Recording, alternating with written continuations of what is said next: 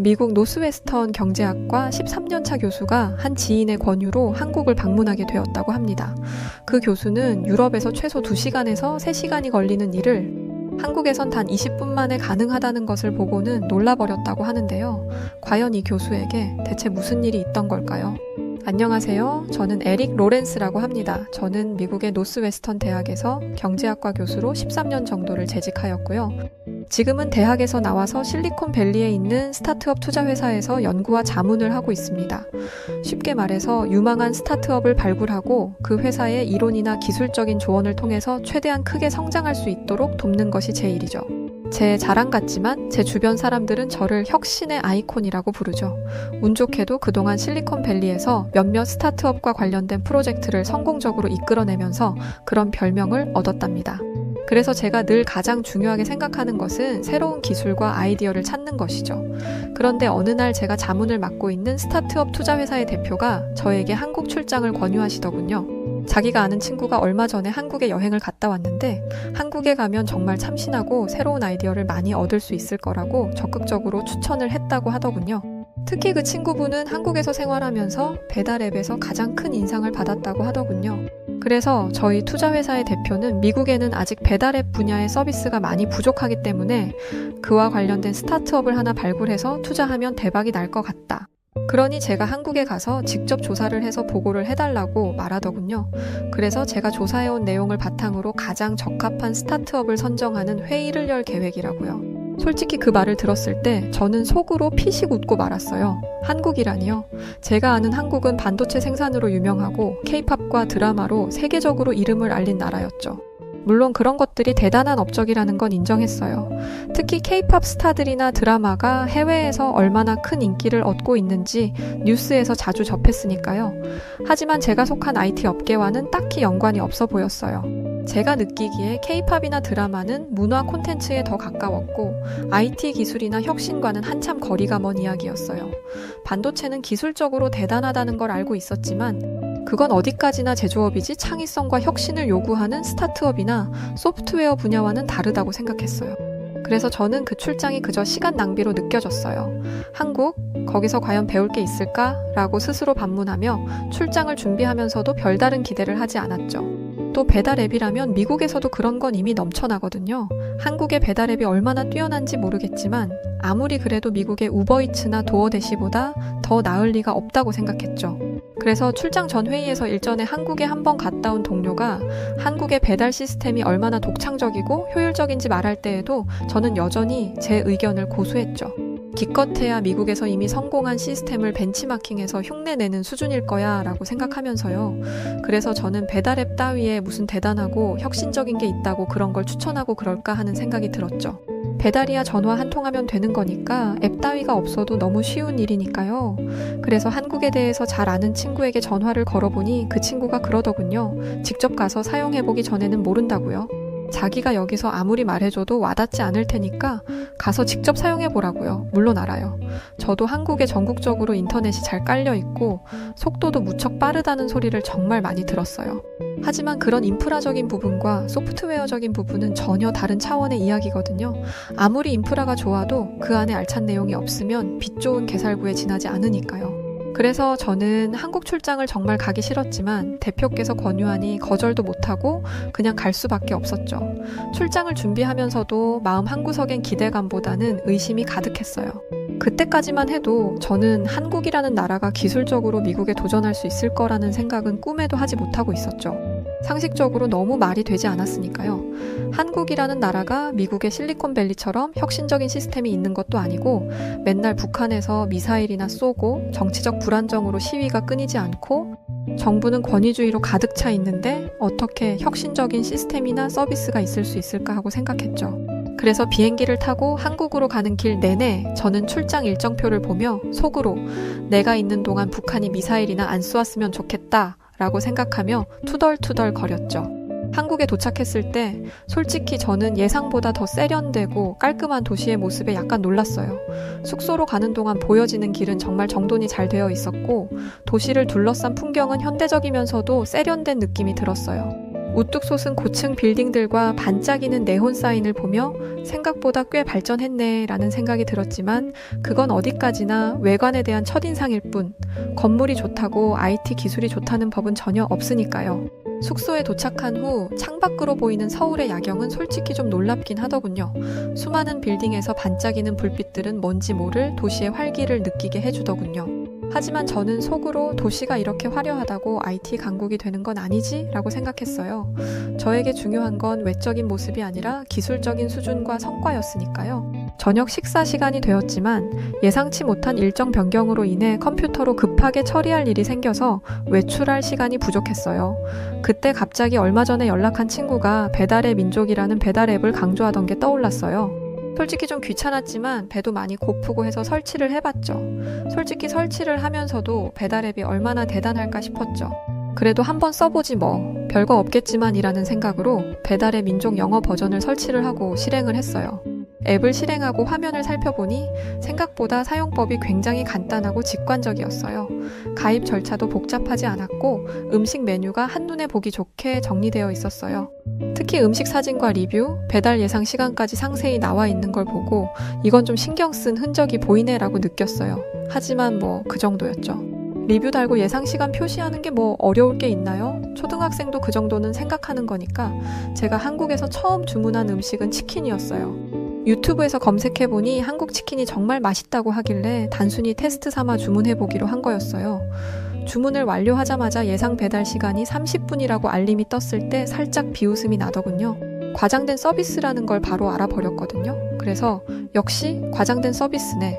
요즘 앱들에 나오는 이런 과장된 서비스들 정말 지긋지긋하다. 30분? 정말 말도 안 되는 소리 하고 있네 라고 생각했죠. 미국에서는 뉴욕 같은 대도시에서도 배달이 보통 최소 2시간에서 3시간은 걸리기 때문에 이 짧은 시간에 배달이 된다는 건 명백한 과장이 분명했죠. 그래서 한국 배달 앱의 수준에 약간 실망감을 느끼면서 음식을 기다렸죠. 20분이 좀 되지 않았을 때 벨이 울리더군요. 저는 에어비앤비에 묵고 있었기 때문에 찾아올 사람이 없었거든요. 아마도 방을 잘못 찾아온 사람이 누른 것 같더라고요. 아무래도 외국에서 낯선 사람을 보는 게 좀 어색해서 조심조심 하면서 문을 열었죠. 그런데 문 앞에 아무도 없고 하얀 비닐 봉지가 있더군요. 처음엔 뭐지? 이랬는데 바로 상황이 파악이 되었죠. 치킨 냄새가 술술 나는 걸 깨닫고 바로 음식이 배달됐다는 걸 알았죠. 음식을 열어보니 치킨에서는 따뜻한 김이 모락모락 피어올랐고 바삭함까지 유지하고 있었어요. 미국에서 치킨을 주문했을 때 종종 차갑거나 눅눅한 상태로 도착했던 기억이 떠올랐어요. 그런 경험에 비하면 이건 말 그대로 완벽한 배달이라고 할 수 있었죠. 저는 이게 가능한 건가? 이런 생각을 하면서 어쨌든 치킨을 먹기 시작했죠. 먹으면서도 계속 왜 이렇게 빨리 왔지? 이런 생각을 했죠. 제가 지금까지 살아온 상식으로는 전혀 실마리를 잡을 수가 없더군요. 그래서 그냥 가게가 바로 근처에 있었나 하는 생각도 들더군요. 아무리 그래도 20분 만에 도착한다는 건 도저히 이해가 안 가더군요. 치킨은 정말 맛있었어요. 하지만 가슴은 답답했죠. 저는 호기심이 들면 다른 건 아무것도 못하는 성격이거든요. 그래서 곰곰이 생각하다가 뭔가 이상하다. 다시 한번 주문을 해보자. 이런 생각을 하게 되었죠. 이번에도 유튜브를 검색해서 라면과 만두 세트를 골랐어요. 이 음식들도 치킨처럼 빠르고 완벽하게 배달될 수 있을까? 라고 생각하면서요. 주문을 완료하니 이번에는 예상 배달 시간이 25분이라고 뜨더군요. 30분보다 더 단축된 시간에 황당했지만 이젠 믿을 수밖에 없었죠. 그리고 역시 20분이 채 안 되었을 때 또 초인종이 울렸죠. 이번에 배달한 라면 역시 뜨거운 상태를 유지하고 있었고 만두는 막 쪄낸 것처럼 신선했어요. 물론 맛도 너무 좋았고요. 음식을 먹으면서도 제 머릿속은 온갖 의문으로 가득했어요. 주문에서부터 배달까지의 과정이 이렇게 빠르고 정확하다니 어떻게 이런 시스템이 어떻게 가능할까 하는 의문이 머릿속을 떠나지 않은 채 잠자리에 들었죠. 한국에 도착한 지 이틀째 저는 여전히 한국의 배달 시스템과 IT 기술에 대해 반신반의하는 상태였어요. 첫날 경험한 정확하고 빠른 맛있는 서비스가 정말 한국의 일반적인 수준인지 아니면 단순히 제가 운이 좋았던 건지 의심이 들었거든요.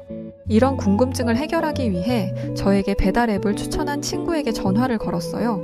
그 친구는 오래 전부터 한국을 왔다 갔다 하면서 한국에 대해서 많이 알고 있는 친구였거든요. 저한테도 몇 번 한국에 대해서 말을 했지만 저는 그냥 먼 나라의 이야기처럼 흘려듣곤 했었죠. 그 친구는 웃으면서 제가 놀랄 만한 이야기들을 들려줬어요. 배달 서비스가 특정한 시간대에만 가능한 미국과는 달리 한국에서는 새벽 3시에도 음식 배달이 가능하며 대부분의 주문이 30분 안에 완료된다고 강조하더군요. 뿐만 아니라 한국에서는 단순히 음식을 배달받는 것을 넘어 모든 영역에서 배달 서비스가 일상에서 필수적인 부분이 되어 있어서 생필품, 약, 심지어 가전제품까지도 배달 앱을 통해 빠르게 받을 수 있다고요. 그러면서 자기도 처음에는 정말 놀랐다고 하더군요. 그런 나라는 전 세계에 한국밖에 없다고 하면서요. 그리고 자기가 알아본 바로는 그 모든 것이 실시간 데이터를 기반으로 한 정교한 시스템 덕분에 가능하다고 설명했어요. 한국의 라이더들은 휴대용 태블릿을 통해 실시간으로 최적의 경로를 안내받고 있기 때문에 도로 상황, 음식 준비 시간, 고객의 위치까지 모두 고려한 맞춤형 경로를 따라 움직이고 있다고요. 그는 또 한국의 배달 시스템은 편리함 그 이상이라고 했어요. 단순히 편리함을 넘어 사람들의 삶을 훨씬 더 효율적이고 여유롭게 만들어주는 획기적인 시스템이라고요. 한국의 배달 문화는 단순히 시간과 효율성만을 추구하는 것이 아니라 고객의 만족도와 신뢰를 중요하게 생각해서 라이더들은 음식 상태와 포장을 철저히 확인한 후에야 배달을 진행하며 고객이 요청한 작은 세부 사항들까지도 꼼꼼히 챙긴다고 하더군요. 친구는 저에게 이 모든 것이 단순히 기술의 발전 때문만은 아닌 것 같다고 말했어요. 자기도 여러 나라를 돌아다녀 봤지만 세상에 이런 나라는 하나도 없기 때문에 처음에는 도저히 이해가 되지 않았는데 자꾸 경험을 하면서 연구를 해보니 이건 전적으로 문화의 힘이 바탕이 되는 것 같다는 결론을 내렸다고 하더군요. 그 문화란 게 아마 한국인들의 정서에 깊이 배어있는 배려와 친절과 같은 것 같다고 하더군요. 그걸 한국어로는 정이라고 한다는 말도 하면서요. 그날 저는 한국의 배달 문화가 단순히 빠르고 편리하다는 것 이상이라는 걸 느끼기 시작했어요. 기술이 단순히 도구로 사용되는 것이 아니라 사람들의 삶 자체에 깊이 녹아들어 있다는 점이 매우 인상적으로 느껴졌고요. 하지만 저는 여전히 이 시스템이 어떻게 유지될 수 있는지, 그리고 이 모든 것이 단지 기술과 문화만으로 가능한 건지에 대해서 충분히 이해하지는 못한 상태였어요. 그래서 더 깊이 알아보고 싶다는 생각이 들더군요. 그래서 그 친구에게 물어보았죠. 무슨 방법이 없을까 하고요. 다음 날 친구에게 연락이 왔어요. 실리콘밸리에서 일하는 연구원 중에서 배달의 민족과 직접 연결할 수 있는 한국 출신 연구원을 찾았다고요. 그쪽으로 연락을 하니 그 연구원은 저를 배달의 민족 본사와 연결해 주었고 본사 담당자는 흔쾌히 저를 초대해 주었죠. 마침 배달의 민족이 미국 진출을 계획하고 있던 상황이어서 이 모든 일이 매우 순조롭게 진행될 수 있었죠. 서울의 한 고층 빌딩에 위치한 배달의 민족 본사는 첫인상부터 저를 놀라게 했어요. 사무실은 깔끔하면서도 현대적이었고 곳곳에서 활기찬 분위기가 느껴졌어요. 직원들은 모두 열정적으로 일하고 있었고 각자의 자리에서 끊임없이 데이터를 분석하거나 새로운 아이디어를 논의하는 모습이 매우 인상적이었어요. 마치 실리콘밸리의 혁신적인 스타트업을 연상케 했죠. 저는 안내를 받아 데이터 모니터링 룸으로 들어갔어요. 그곳은 마치 SF 영화에서 본 첨단 지휘센터 같았어요. 대형 스크린 여러 대에는 실시간으로 움직이는 배달 경로, 주문 현황, 라이더 위치 등이 표시되어 있었고 모든 정보가 일목요연하게 정리되어 있었어요. 저는 그 정교한 데이터 관리 시스템에 감탄하지 않을 수 없었어요. 특히 한 화면에는 특정 시간대에 어떤 메뉴가 가장 많이 주문되는지에 대한 통계와 예상되는 주문 폭증 시간까지 표시되어 있었어요. 담당자는 시스템의 작동 방식을 설명하며 이 모든 것이 철저히 데이터를 기반으로 작동한다고 말했어요. 주문이 접수되면 음식점의 조리 시간, 고객의 위치, 라이더의 현재 위치와 상태를 실시간으로 분석하여 최적의 경로를 제안한다고 했어요. 또한 이러한 데이터는 시간이 지날수록 더욱 정교해진다고 설명했어요. 그래서 심지어는 특정 계절과 날씨, 특정 요일에 따라 주문 패턴이 어떻게 변할지 적중률 90% 이상으로 예측 가능하다고 하더군요. 또 최근에는 이 모든 과정이 인공지능 알고리즘으로 운영되며 이를 통해 배달 효율성이 더 극대화되었다고 하더군요. 저는 이제 와 하는 소리도 나오지 않더군요. 솔직히 그냥 기가 팍 죽어버렸다고나 할까요? 저는 이 모든 설명을 들으면서 머릿속이 복잡해졌어요. 미국에서도 데이터 기반의 배달 서비스가 있지만 이렇게 세부적으로 최적화된 혁신적인 시스템은 평생 처음 보거든요. 제가 그동안 당연하게 생각했던 배달 시스템이 얼마나 구식이었는지를 확실히 깨닫는 순간이었어요. 제가 생각하던 배달 시스템은 거의 서부 개척시대 수준이었고 한국의 시스템은 거의 SF 영화 수준이었으니까요. 또 담당자는 이 시스템이 단순히 빠른 배달을 제공하기 위해 설계된 것이 아니라고 강조했어요. 그들의 목표는 고객이 배달 서비스를 통해 더 나은 경험을 할 수 있도록 만드는 것이라고 했어요. 그래서 고객이 음식을 시켜 먹는 과정에서 최대한의 만족과 행복을 느낄 수 있도록 하는 것이 최종적인 목표라는 것이었어요. 그날 저는 이런 세심한 배려와 통찰이 배달의 민족 앱의 성공 비결 중 하나라는 걸 깨달았어요. 한국의 배달 시스템은 단순히 기술적으로 앞섰거나 문화적인 배경만 있는 것이 아니라 철저히 사람의 행복을 위하여 기술을 사용하는 관점에서 돌아가고 있다는 것을 알게 되었죠. 저는 그동안 이런 시스템이 가능하다는 생각조차 해본 적이 없었기 때문에 이 모든 것이 솔직히 충격으로 다가왔어요. 그날 본사에서 나오면서 저는 이제 다른 사람이 되어 있었어요. IT 기술과 배달 시스템에 대한 이해가 완전히 다른 수준으로 올라갔거든요. 배달의 민족은 단순히 효율적인 앱이 아니었어요. 그것은 데이터를 활용하여 사람들의 삶을 더욱 풍요롭게 만드는 완벽한 생태계였어요. 그래서 이건 정말 배워야 할 시스템이다라는 생각이 계속 제 머릿속을 맴돌더군요. 일주일간 한국에 머물면서 한국의 IT 기술과 특히 한국의 배달 앱에 대해서 충분히 체험하고 많은 것을 배운 저는 다시 실리콘밸리로 돌아왔습니다. 그리곤 제가 체험하고 느낀 것들에 추가로 전문적인 자료들을 더해서 보고서를 작성하여 회사에 제출했죠. 보고서를 읽어본 저희 회사 대표는 곧바로 배달앱에 도전할 스타트업을 발굴하기 위하여 몇몇 지원자들을 모아서 1차 회의를 열었어요. 실리콘밸리의 한 컨퍼런스룸, 미국 배달앱 시장을 노리는 3명의 스타트업 대표들과 저희 회사의 대표와 중진들이 한자리에 모였습니다. 사실 이런 자리는 스타트업 대표들에게는 절호의 기회가 되는 자리예요. 말을 어떻게 잘하느냐 못하느냐에 따라서 적게는 수십억, 많게는 수백억 원의 돈이 왔다 갔다 하니까요. 그래서 나름대로 철저히 준비를 해서 참석하는 거죠. 그래서인지 이번 회의에 참석한 스타트업 대표들은 각자 자신들이 미래의 배달앱 시장을 혁신하기 위한 적임자라며 자신있게 말하더군요. 요즘 미국의 모든 천재들은 실리콘밸리에 모인다고 하는데 그들 역시 정말 똑똑하고 열정적인 사람들로 보이더군요. 그때 자리에서 대표가 저에게 귓속말을 하더군요. 내가 요즘 젊은 스타트업 대표들이랑 많이 만나봤는데 의외로 한국에 대해서 잘 모르더라고. 블랙핑크 뭐 이런 건 잘 알겠지만이라고요. 그 말을 들으며 저는 조용히 미소를 지었죠. 저는 분명한 한 가지를 알고 있었으니까요. 저들의 자신감이 곧 사라질 거라는 사실 말이죠. 첫 번째 발표자는 AI 기반 배달 경로 최적화 기술을 개발한 어느 스타트업 대표였습니다. 그는 자신들의 앱이 어떻게 업계 최고의 효율성을 자랑하는지 열정적으로 설명하더군요. 이 앱은 사용자의 위치와 식당의 준비 시간을 실시간으로 계산해 가장 빠른 경로를 배달원에게 제시한다는 것이 핵심이었어요.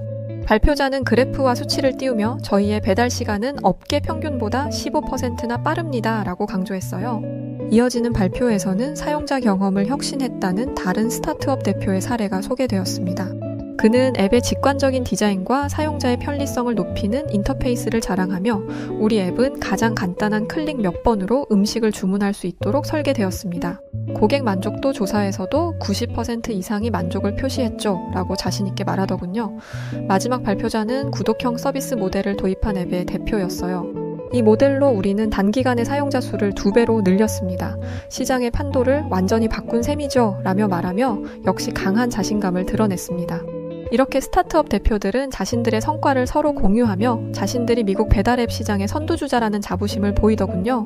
하지만 저는 발표를 듣는 내내 한국에서 경험한 배달 시스템과 미국의 현실을 조용히 비교하고 있었습니다. 젊은 스타트업 대표들의 발표가 끝난 뒤 저에게 발언 기회가 돌아왔죠. 방금까지 자신만만했던 스타트업 대표들의 표정에는 여전히 자신감이 가득했지만 약간의 호기심도 동시에 묻어나고 있었습니다. 저는 침착한 목소리로 이야기를 시작했어요. 여러분의 노력과 성과는 굉장히 인상적입니다. 하지만 제가 한국에서 경험한 배달 시스템과 비교해보면 몇 가지 중요한 문제가 보이는군요. 저는 그들이 발표한 내용 하나하나를 차근히 짚으며 제가 한국에서 경험한 배달 시스템과 비교하면서 하나씩 반박하기 시작했습니다. 우선 첫 번째 발표자에게 말했죠. 당신이 자랑하는 AI 기반 경로 최적화 기술은 현재 미국의 수준에 비하면 한 단계 나아간 것이 분명하다. 하지만 한국의 배달 앱과 비교해보자. 한국의 배달 앱은 단순히 경로 최적화에 그치지 않고 데이터를 활용해 고객의 행동 패턴을 예측하고 최적의 조리 시간까지 조율한다. 그래서 한국의 배달 시스템은 주문 접수와 동시에 조리와 배달이 동시에 시작된다. 즉 단순히 경로를 최적화하는 게 아니라 조리 완료 시간은 물론 라이더의 이동 경로까지 완벽하게 동기화한다. 더 놀라운 것은 배달 당시의 날씨와 교통 상황까지 처리한다. 이건 단순한 AI 기술이 아니라 전체 배달 생태계를 실시간으로 제어하는 기술이다 라고요. 저의 설명을 듣던 해당 발표자는 미소를 잃지 않으려고 노력했지만 눈빛이 흔들리는 게 분명히 보이더군요. 저는 이어서 질문을 해봤죠. 배달 시간이 15% 단축되면 3시간 걸리는 게 2시간 30분 걸린다는 건데 한국은 평균 배달 시간이 얼마인지 아시나요? 라고요. 그가 머뭇거리다 대답을 하려는 찰나 저는 그의 대답도 듣지 않고 바로 말했죠. 한국은 평균 배달 시간이 30분이에요. 물론 실제로는 대부분 20분 만에 오지만요. 이라고요. 첫 번째 발표자는 깜짝 놀란 듯 토끼 눈을 하고 저를 쳐다보더군요. 그를 보며 그게 어떻게 가능한지 곧 알게 될 거라고 말해준 다음 이어서 두 번째 발표자를 보며 말을 이어갔죠. 제가 한국에서 경험한 배달 앱은 단순히 보기 좋고 사용하기 쉬운 것에 그치지 않았습니다. 클릭 수를 줄이는 것, 그건 최소한의 기본 중의 기본일 뿐이죠. 한국의 배달 앱은 사용자의 취향과 과거 주문 기록을 바탕으로 완벽한 개인별 맞춤형 추천을 제공했고 배달 상태를 실시간으로 시각화해서 기다리는 고객들이 마음 편하게 기다릴 수 있도록 배려하고 있어요. 그건 곧 시스템에 대한 신뢰로 연결되죠. 또한 배달원이 도착했을 때는 벨을 눌러서 직접 음식을 건네줄지 벨만 누르고 가서 고객과 마주치지 않게 할지까지 선택할 수 있고 배달 후에 배달이 완료되었다는 메시지까지 보내줍니다. 귀하께서 말씀하신 편리함은 단순히 기술적인 편리함에 불과하지만 한국의 배달 앱은 단순한 기술적 편리함을 넘어 고객의 감정까지 생각한 최대한의 배려가 담겨 있는 부분입니다. 라고 말했습니다. 이 말을 들은 두 번째 발표자는 당황한 듯한 표정으로 고개를 숙이더군요. 이제 저는 마지막 발표자를 향해 말했습니다. 귀하께서 말씀하신 구독형 서비스는 매우 초보적인 데이터 기술에 불과한 것 아닌가요? 한국의 배달 앱은 단순히 충성 고객을 확보하는 데 그치지 않고 구독자 데이터를 활용해서 맞춤형 혜택을 제공하고 있답니다. 그렇게 함으로써 단순히 배송비를 줄이는 구독 모델을 운영하는 게 아니라 고객의 식습관과 선호도를 분석해 특별 프로모션까지 제공하죠. 예를 들어 특정 요일에 자주 주문을 하는 고객에게는 그 요일에만 적용되는 할인 혜택을 제공하기도 하고요.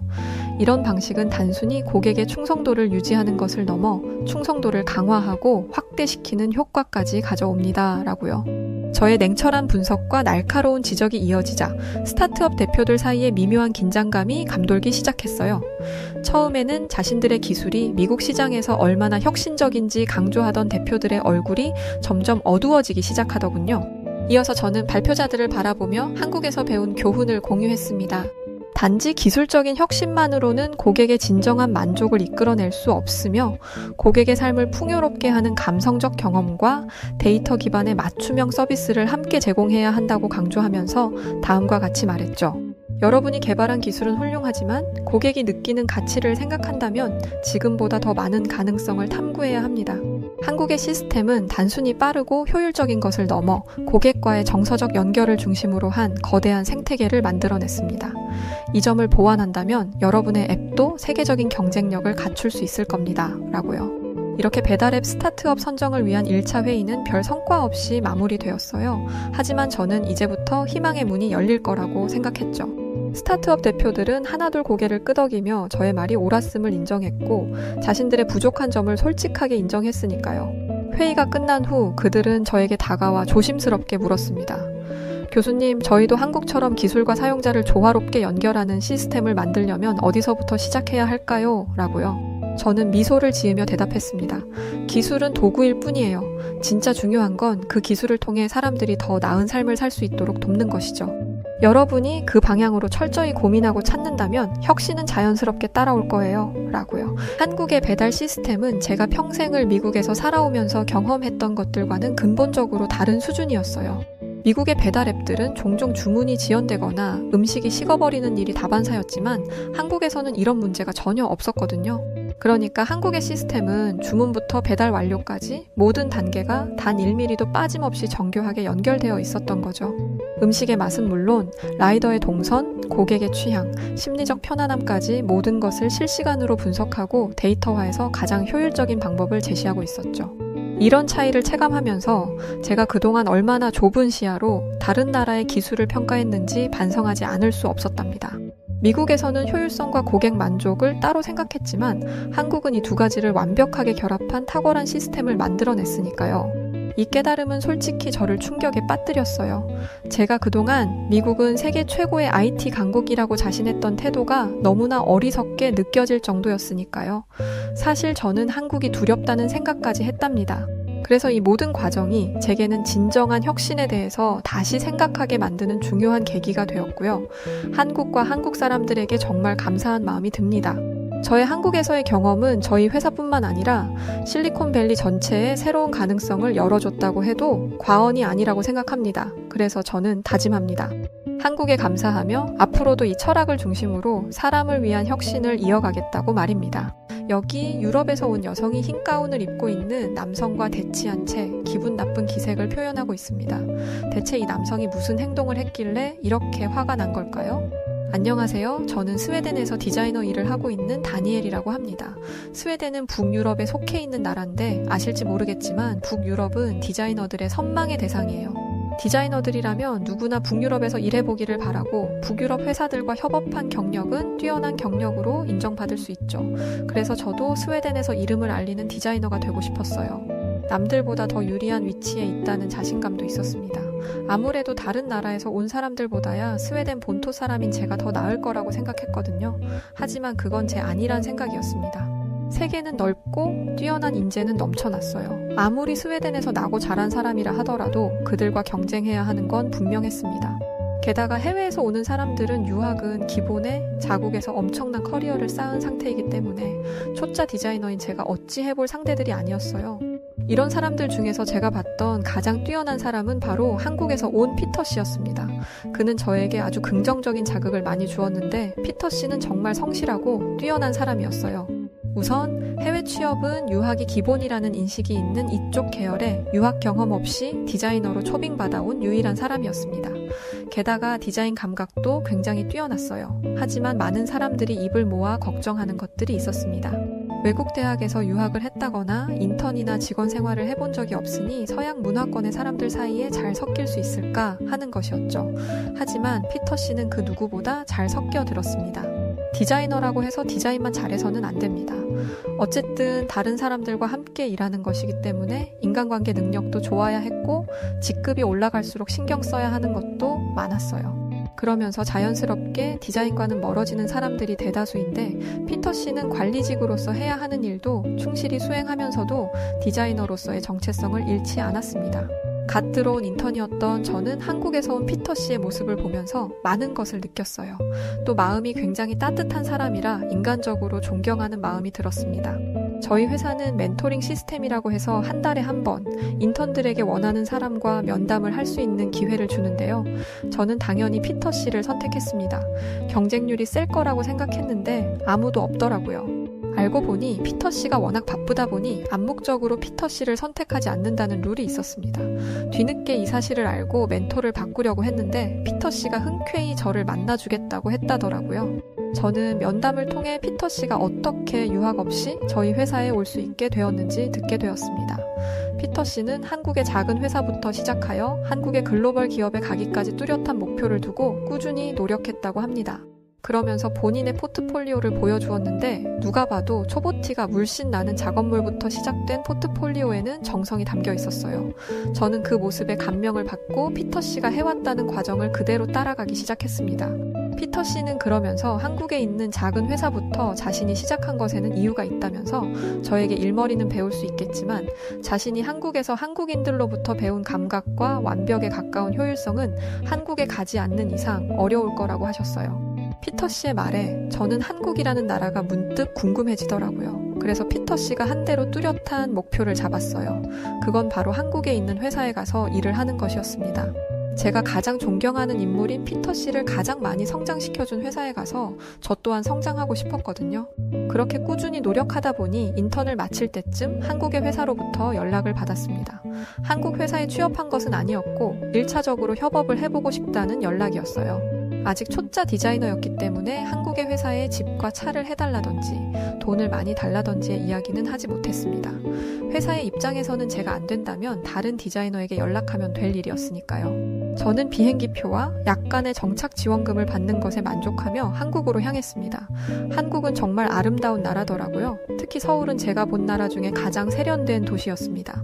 특히나 한국에 도착했을 때 처음 접한 한국의 인천공항은 살면서 여지껏 봤던 공항들 중에서는 압도적으로 크고 웅장하다는 생각이 들 정도였어요.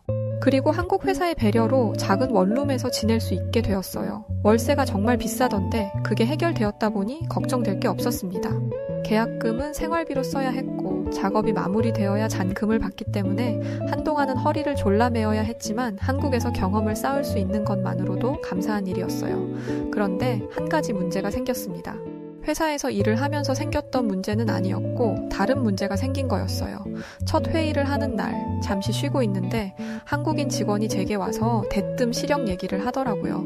왜 그런 걸 묻냐고 하니 회의를 할 때 자꾸 인상을 쓰면서 글을 읽는데 안경이 불편해 보여서 물어본 거라고 했습니다. 저는 시력이 굉장히 안 좋아서 안경을 쓰고 있어요. 안경을 벗으면 일상생활이 불가능할 정도죠. 이렇게 이야기를 했더니 직원은 그럼 안경을 바꾸는 게 어떻겠냐고 말했어요. 저는 괜찮다고 말했습니다. 여태까지 잘 써왔으니까요. 그런데 직원은 계속해서 왜 안경을 바꾸지 않느냐고 여러 번 되물었습니다. 조금 짜증나더라고요. 안경 바꾸는데 한두 푼 드는 것도 아니고 본인이 바꿔줄 것도 아니면서 자꾸 물어보는 게 기분이 썩 좋지 않았습니다. 제가 쓰고 있는 안경도 스웨덴에서 한 50만 원 정도 주고 샀던 거거든요. 사실 안경이 오래된 것이긴 했어요. 스웨덴에서 안경 한번 맞추려면 큰 돈이 들기도 하고 시간도 많이 걸리다 보니 한번 안경을 맞추면 몇 년은 기본이고 10년 넘게 쓰는 분들도 있으니까요. 직원은 애써 웃는 제게 회사 주변에 안경점이 있으니 그곳으로 가라고 했고 이내 회의가 시작되었습니다. 회의를 잘 마치고 회사를 나오는데 정말 안경점이 있더라고요. 안경을 바꾸고 싶다는 생각이 들었지만 제 주머니 사정을 생각하고는 돌아섰습니다. 시간도 오래 걸릴 테고요. 그런데 며칠 동안이나 안경 생각이 제 머리를 떠나지 않았어요. 또 안경을 바꾸지 않고 가면 그 직원이 돈이 없어서 안경을 못 바꾼다는 걸 알아차릴 것 같았습니다. 제가 며칠 지켜보니 그 직원은 여러 디자인의 안경을 돌려서 끼더라고요. 대체 돈이 얼마나 많으면 옷 바꿔 입듯 매번 여러 안경들을 바꿔서 쓸 수 있을까 싶었습니다. 저렇게 돈이 많으니 안경 하나 맞추는 건 일도 아니었겠죠. 여기까지 생각이 닿으니 안경을 맞추겠다는 결심이 섰습니다. 수중에 돈이 많은 건 아니었지만 매일 들어가는 생활비를 조금 줄이면 괜찮을 것 같았어요. 그래서 가장 먼저 안과를 갔습니다. 그런데 이때부터 이상한 일이 벌어졌어요. 안경을 맞추러 안과 병원에 왔다고 하니 안과 병원 직원이 이상하다는 표정과 말투로 안경을 맞추려면 안경점을 가야지 왜 병원에 왔냐고 묻는 게 아니겠어요. 저도 직원만큼이나 어이가 없었습니다. 안경을 맞추려면 시력을 검사해야 하는데 시력을 검사하려면 병원에 오는 게 당연하잖아요. 시력 검사를 해달라고 요청하니 직원은 이상하게 생각하면서도 진료 대기를 걸어주었습니다. 그렇게 예약을 하고 집으로 돌아가기 위해 병원을 나가려는데 직원이 저를 붙잡았습니다. 그리고 직원은 또 한 번 이상한 이야기를 했어요. 제게 5번째 순서이니 기다리라는 것이었죠. 스웨덴에서는 예약하면 며칠이나 뒤에 진료받을 수 있기에 집으로 가려던 것인데 전 당연히 이 상황이 당황스러우면서도 제 인생에 처음 있는 일이라 깜짝 놀랄 수밖에 없었습니다. 하지만 제 순서가 오기 전에 병원 문이 닫혀서 진료를 못하고 돌아갈 수도 있을 거라는 가정도 하고 있었어요. 하지만 제 순서는 금방 왔고 시력 검사는 일사천리로 이루어졌습니다.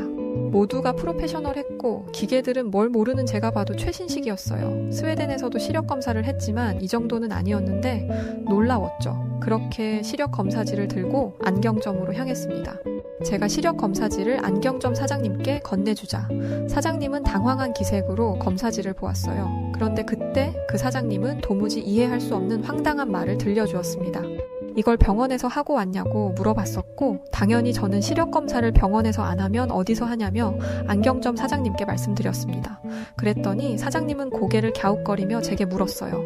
아, 한국에 오신 지 얼마 안 되셨죠? 제가 그렇다고 하자 안경점 사장님은 어쩐지 그런 것 같다며 한국에서는 안경점에서 시력 검사를 진행한다고 알려주었습니다. 말도 안 되는 소리였어요. 어떻게 병원이 아닌 곳에서 시력 검사를 할 수 있어요? 그건 불법 아닌가요? 저는 안경점 사장님이 돈을 쉽게 벌려고 불법을 저지르는 것이라 생각했습니다. 제가 이런 생각을 한다는 것을 느꼈는지 사장님은 한국의 안경점은 국가가 인정한 자격을 가진 사람들이라 시력 검사를 진행하고 안경을 가공하는 것까지 할 수 있다고 알려주었어요. 저는 반신반의하는 표정으로 사장님을 바라보았습니다. 그러자 사장님은 자신만만한 말투와 표정으로 다시 한번 시력 검사를 해줄 테니 한번 해보겠냐고 물었어요. 저는 검사가 시작되자마자 제가 괜한 의심을 했다는 걸 깨달았습니다. 사장님은 여러 기계를 사용해가며 제 시력을 검사했는데 병원에서 검사하는 것보다 더 자세하게 느껴질 정도였어요. 게다가 정확했습니다. 사장님은 저에게 난시가 있다고 말했어요. 이건 병원과 스웨덴에서 확인한 바였습니다. 그런데 사장님은 무언가 이상하다며 제가 기존에 쓰고 있던 안경을 집어들었어요. 그러고는 왜 렌즈에는 난시가 없는 것으로 되어 있냐 묻더라고요. 저는 그럴 리가 없다고 말했습니다. 그런데 사장님은 확신에 찬 목소리로 이건 난시가 적용되지 않은 게 맞다며 혹시 사물이 2개로 번져 보이지 않느냐 물었어요. 저는 그렇다고 말하며 그래도 안경을 쓰면 어느 정도 교정이 된다고 이야기했습니다. 그러자 사장님께서는 그건 교정이 안 된 거라고 하며 렌즈로 교정이 됐다면 겹쳐 보이지 않는 게 정상이라고 하더라고요. 스웨덴에서 만든 제 안경은 한국 돈으로 약 50만 원 정도였습니다. 게다가 제작 기간에는 2달이나 걸렸어요. 만드는 게 까다롭다며 남들보다 비싸게 오래 걸려 맞춘 것이었는데 잘못 만들어질 리 없다고 생각했죠. 저는 제가 비싸게 주고 산 안경이 완전히 불량이라는 것을 인정하고 싶지 않았기 때문에 난시가 적용되기는 했지만 아주 약하게 적용된 건 아니냐 물었습니다. 그러자 사장님은 그게 불량이라는 증거라며 안경테처럼 생긴 것에 렌즈를 이리저리 끼더니 안경 하나를 건네주었어요. 저는 깜짝 놀랐습니다. 세상이 다르게 보였어요. 사장님은 제가 쓰던 안경과 지금 건네받은 안경을 돌려가며 쓰게 했는데 저는 사장님의 말을 인정할 수밖에 없었습니다. 2달이나 걸려서 받은 50만 원짜리 안경은 제대로 만들어지지 않았던 것이었어요. 안경점 사장님의 능력은 여기서 끝이 아니었습니다. 사장님은 제 안경을 살펴보더니 안경 알이 빠진 적 없느냐 묻더라고요. 가끔 한 번씩 안경 알이 빠지고는 한다 말하니 사장님은 안경 알이 안경테보다 작게 재단되었다며 이 안경은 애초에 잘못 만든 것이라고 했습니다. 50만 원씩이나 주고 산 안경이라 속상하겠다는 말까지 덧붙였죠. 머리가 띵한 기분이었어요. 한국의 사장님은 보자마자 아는 문제를 스웨덴 안경사는 직접 만들면서도 몰랐다는 것이었으니까요. 지금보다 돈이 없던 학생 시절에 아르바이트를 하며 차곡차곡 모은 돈으로 맞춘 안경이 이 지경이었다니 속이 쓰렸습니다. 제가 속상해하자 사장님은 안경테를 고르다 보면 기분이 조금 나아지지 않겠냐며 안경테를 이것저것 추천해주기 시작했어요. 사장님 말대로 기분이 조금 나아지기는 하더라고요. 그런데 이번엔 다른 이유로 마음이 불편했습니다. 지금까지 나눈 대화로 짐작해보건대 한국의 안경사는 스웨덴 안경사보다 훨씬 뛰어난 능력을 가지고 있는 것 같았어요. 당연히 훨씬 비쌀 거고 안경테도 마찬가지겠죠. 저는 사장님께 마음에 드는 안경테의 가격을 물었습니다. 그런데 저는 사장님께서 말해준 가격을 듣고 제 귀를 의심했어요. 왜냐면 그 안경테 가격은 2만 원이었습니다. 저는 부가세나 다른 금액이 별도로 들어가는 것이냐 물었는데 그런 것이 아니고 정말 가격이 2만 원이었어요. 알고 보니 제가 고른 안경이 행사 중이던 안경이었던 겁니다. 행사가 진행되지 않는 안경테도 4만 원에서 비싸야 7만 원 정도 하더군요. 장난감 같이 허술한 안경테도 아니었습니다. 제가 아는 브랜드였어요. 이건 정말 화가 나더라고요. 유럽에서 안경이 가장 유명한 브랜드는 덴마크 회사입니다. 이 회사는 같은 유럽 국가임에도 불구하고 가격을 매우 비싸게 받습니다. 디자인 값이라는 게 있다는 건 제가 누구보다 잘 알기 때문에 이것이 문제라고 생각하지 않았어요. 그런데 안경테가 저렴한 걸 알고 나니 이번엔 렌즈의 가격이 문제였어요. 안경테는 이렇게 저렴하게 팔고 렌즈를 비싸게 팔 수 있는 거니까요. 안경테를 고르니 사장님은 테를 들고 안쪽으로 들어갔습니다. 그러면서 30일 정도 걸린다고 하더라고요. 그 정도 걸릴 거라고 예상은 했습니다. 그래서 저는 결제는 지금 해야 하는지 아니면 찾으러 올 때 하는 건지 물었어요. 그랬더니 사장님은 웬 뚱딴지 같은 소리를 하더라고요. 저에게 어디 잠깐 나갔다 오시려냐는 질문을 했기 때문이었어요. 저는 뭔 소리를 하는 건가 싶어 30일 뒤에 찾으러 오라는 게 아니었냐 물었습니다. 그러자 사장님이 오히려 저를 더 이상하게 보며 한 달 뒤가 아니라 30분 뒤에 라고 말하는 게 아니겠어요? 저는 저희가 영어로 소통하기 때문에 소통에 오류가 난 거라고 생각했습니다. 그런데 제가 이해한 게 정확했어요. 사장님은 정확히 30분이라고 표현했고 결제는 안경을 써본 뒤에 하면 된다고 했습니다. 사장님이 안경점 안쪽으로 들어가자 기계가 작동하는 소리가 났어요. 저는 정말 30분이 걸리는지 확인했습니다. 그런데 30분 타이머는 15분 만에 꺼지고 말았어요. 사장님은 안경이 완성되었다며 15분 만에 깨끗한 안경 하나를 대령해 주었습니다. 그 모습에 전 솔직히 좀 기분이 나빴었습니다. 왜냐면요, 아무래도 저렴한 가격이었기 때문에 너무 대충 만들어준 게 아닐까 싶어서였죠. 그래서 순간 화가 났어요. 저는 화를 꾹 참으며 물었습니다. 이게 정말 전부라고요? 다른 것도 아니고 안경을 15분 만에 만들다뇨? 너무 대충 만드신 거 아닌가요? 그러자 사장님은 이게 완성본이라고 대답했죠. 저는 어렸을 때부터 안경을 썼기에 몇 번이나 안경을 바꿨습니다. 저희 집안 사람들도 안경을 하나씩 가지고 있죠. 그중 누구도 당일에 안경을 만들어서 받은 적이 없어요. 그런데 15분이라니요. 정말 말도 안 되는 일이었습니다. 안경점에 들어와서 시력 검사를 하고 이 안경을 받기까지 1시간도 채 걸리지 않았습니다. 저는 안경점 사장님이 말을 번지르르하게 해서 제가 외국인이라고 절 속이고 대충 만든 안경을 팔아치운다고 생각했어요. 그래서 사장님에게 제가 외국인이라고 이런 식으로 속여 파시려고 하는 건 잘못된 거 아니냐면서 사장님에게 따지듯 말하고 말았습니다. 그러자 그 친절하던 사장님이 처음으로 인상을 찌푸렸어요. 그러면서 제가 외국에서 온 외국인이라는 건 알고 있다면서 유럽이 어떤 식으로 안경을 만드는지도 알고 있다고 말씀하시더니 오해가 있는 모양인데 이런 말은 제가 지금 만든 이 안경을 써보고 해달라고 하셨습니다. 사장님의 강단 있는 행동과 말에 움찔한 저는 가만히 안경을 집어들어 썼습니다. 그리고 안경을 쓰자마자 얼굴이 시뻘겋게 달아오르는 걸 느꼈어요. 저는 안경을 쓰자마자 사장님에게 허리를 숙여 사과했습니다. 그러자 사장님은 매우 당황하며 제게 사과받고자 한 말은 아니라면서 되려 제게 미안해 했습니다. 저는 제가 100번 잘못했음을 인정하며 사장님이 만들어준 안경을 쓰고 고개를 들어 주변을 둘러보았어요. 제 눈앞에 새로운 세상이 펼쳐진 것 같았습니다. 제가 지금까지 쓰고 다니던 안경은 쓰레기였어요. 쓰레기와 다름없는 안경을 쓰고 다녔으니 계속해서 시력이 나빠지는 건 당연한 일이었죠. 겹쳐 보이는 것도 없고 너무 편했어요. 사장님은 안경이 익숙해지는 시간이 필요할 거라고 이야기했는데 얼마나 제 눈에 딱 맞는지 그런 시간은 전혀 필요하지 않겠더라고요. 이 정도 되면 가격은 얼마가 됐든 괜찮을 것 같았습니다. 이런 안경을 하루 만에 만든 것만으로도 충분했어요. 새로운 안경을 가지고 내일부터 일을 한다면 작업이 훨씬 잘 될 것 같았거든요. 결제를 하려는데 놀라운 건 여기서 그치지 않았습니다. 저는 가격을 듣고 몇 번이나 내내를 반복했어요. 안경테를 포함한 전체의 가격이 7만 원이었기 때문입니다. 게다가 제 안경은 압축까지 한 것이었습니다. 스웨덴에서는 압축을 한 번 할 때마다 엄청난 금액을 추가로 청구했는데 그걸 적용하고서도 7만 원이라니요. 대체 한국은 어떤 나라인 거죠? 분명 재료비와 인건비가 들 테고 임대료도 나올 텐데 제가 너무 놀라 멍하게 있자 사장님은 한국에서는 보통 이 정도 한다며 외국인이라고 사기치는 거 아니니 걱정하지 말라고 말해주었습니다. 제가 여전히 정신을 차리지 못하자 렌즈 압축을 더하거나 시력이 매우 특수한 경우라면 공장에 가는 경우도 있다고 했어요. 그건 최대 일주일이나 걸리기 때문에 이 부분은 염두에 두어야 한다고 말했고요. 아마 제가 모든 곳이 다 이런 식으로 적용되는 건 줄 알고 오해하지 않길 바랬던 것 같아요. 나중에 이 사실을 알고 실망하지 않았으면 하는 마음의 한 말이었겠지만 이 사실을 뒤늦게 알았더라도 제가 실망할 일은 없었을 겁니다.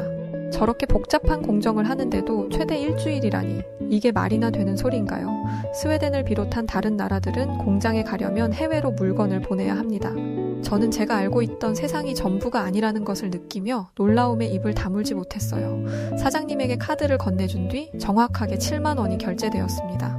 저는 지금까지 쓰고 있던 안경을 버려달라고 말했어요. 그렇게 인사를 하고 나가려는데 사장님이 저를 붙잡았습니다.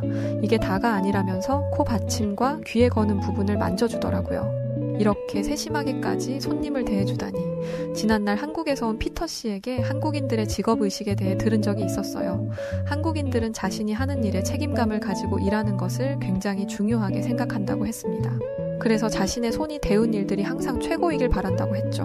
솔직히 사장님은 자신이 할 일을 다 했습니다. 이렇게 빠른 시간 안에 최고의 결과를 만들어줬으면 더 이상 귀찮은 일을 안 해도 괜찮아요. 하지만 사장님은 끝까지 세심한 부분까지 챙겨주었죠. 그런데 놀라운 건 여기서 다가 아니었습니다. 안경 위치를 맞추고 있는데 누군가가 들어오더라고요. 안경을 교정한 뒤 잠시 머물며 그들을 지켜보았는데 그 사람은 안경을 새로 맞춘 사람이 아니었습니다. 그 사람은 사장님에게 자신의 안경을 건네주었고 사장님은 무슨 물이 들어있는 기계에 안경을 담갔습니다. 물이 담긴 기계에 안경을 담그다니 뒤로 넘어갈 일이었지만 사장님에게 대한 신뢰가 쌓인 상태였던지라 믿고 그 상황을 지켜보았어요. 이내 기계가 소리를 내며 작동하기 시작했고 잠시 후 사장님은 안경을 꺼내 빛에 안경을 비춰보더니 안경을 닦아주었습니다. 그러고는 갑자기 도구를 꺼내 코받침대를 분리하더라고요. 저는 분리된 코받침을 보고 깜짝 놀랐습니다. 이물질이나 물때가 가득 끼어 있었거든요. 제가 화들짝 놀라자 사장님은 이런 것을 처음 봤냐며 코받침은 소모품이라 일정 시간이 지나면 갈아 끼워야 한다고 했습니다. 정말 놀랍지 않나요? 게다가 사장님은 이 모든 걸 하는데 돈을 받지 않았어요. 가끔 오는 손님인데 이 정도는 간단한 것이라 서비스 차원으로 해준다고 했죠. 아니, 안경을 바꾸면 얼마나 바꾼다고, 그런 사람을 위해 이런 서비스를 해주는 게 말이 되나요? 제 반응에 사장님은 한국에서는 이런 걸 노동이라 생각하지도 않고 이런 게 신기하다면 한국만의 정이라고 생각해주면 된다고 하셨습니다. 제가 태어난 스웨덴에서는 식당에서 물을 한 잔만 마셔도 돈을 지불해야 합니다. 그런데 한국은 이런 걸 그냥 정이라는 걸로 그냥 해준다니요. 사장님에게서 지난날 한국에서 왔던 제가 존경하던 피터 씨의 모습이 보였습니다. 피터 씨도 자기 팀원들의 일이라면 두 팔 걷고 나서서 일을 도왔어요. 사람들이 하는 일도 많은데 왜 굳이 남의 일을 도와주냐? 저 사람이 자기 일을 제대로 하지 못하면 저 사람이 책임을 지게 되는 거다 라는 말을 하면 피터 씨는 항상 이 정도도 함께 못하는데 어떻게 한 팀이라고 할 수 있겠어요? 라고 대답했습니다. 제가 가장 존경하는 사람과 우연히 만난 안경점에 사장님이 똑같은 마인드를 가지고 있다니, 한국인들이 어떤 성격을 가지고 있는지는 다른 사람을 겪어보지 않아도 알겠더라고요. 제 생각은 정답이었습니다. 함께 일을 하면서 만난 사람들 모두 굉장히 훌륭했어요. 모두가 자기 일에 자부심을 가지고 일을 했죠. 저는 한국에 있는 동안 정말 많은 것을 배웠습니다. 일을 잘하는 방법도 있었지만 그 중에 가장 값진 배움은 사람의 마음을 사는 방법이었어요. 단순히 일을 잘하는 게 아니라 그 사람과 인간적인 관계를 만들어가는 것. 이건 돈을 주고도 못 배우는 아주 위대한 가르침이라고 생각합니다. 한국에서의 경험은 제게 정말 너무 큰 도움이 되었고 그 경력을 인정받아 스웨덴에서 디자이너로 활동을 이어가고 있습니다. 이게 불과 몇 년 전인데 한국에서 얻은 가르침 덕분에 그 몇 년 사이에 훨씬 높은 자리에 앉게 되었어요. 얼마 전까지만 해도 피터 씨와는 멘토와 멘티 관계로 만났었는데 이제는 함께 일을 하는 동료로서 자리를 지키고 있습니다. 물론 피터 씨와 아주 가까이 있지는 못하고 먼 자리에서 피터 씨를 쫓아가는 수준밖에 못 되지만요. 다시 기회가 된다면 한국의 기업과 또 다시 일해보고 싶은 마음이 간절합니다. 자, 오늘은 스웨덴에서 한국에서 왔다던 피터 씨에게 일을 배우다 한국을 알게 되고 한국까지 가서 일을 하게 되었던 그녀가 한국의 안경점에서 겪었던 에피소드였네요. 오늘 사연 어떻게 들으셨나요? 오늘 사연이 재미있으셨다면 구독과 좋아요, 알림 설정 부탁드리고요. 그럼 지금까지 다양한 사연들을 읽어드리는 여우튜브 송은지였습니다. 영상 끝까지 시청해주신 구독자분들 모두 진심으로 감사드립니다. 고맙습니다.